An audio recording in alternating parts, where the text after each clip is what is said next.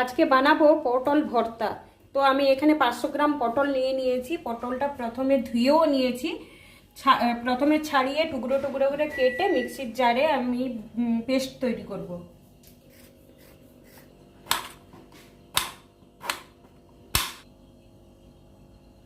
আমি এইভাবে পেস্ট করে নিয়েছি টুকরো টুকরো কেটে। এবার আমি রান্নাটা শুরু করব। রান্নাটা পুরো সর্ষে তেলেই হবে।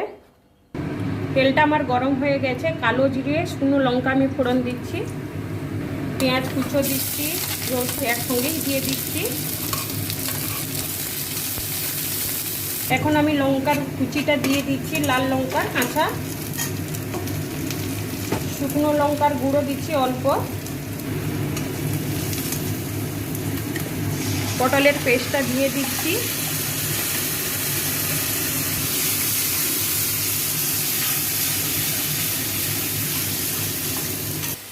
প্রায় আমার পটলের জলটা শুকিয়ে গেছে। এখন আমি লবণ দিয়ে দিচ্ছি পরিমাণ মতো, অল্প একটু চিনি দিচ্ছি।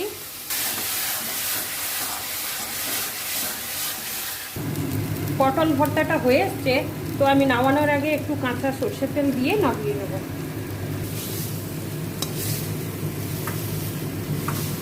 আমার কমপ্লিট হয়ে গেছে পটল ভর্তা।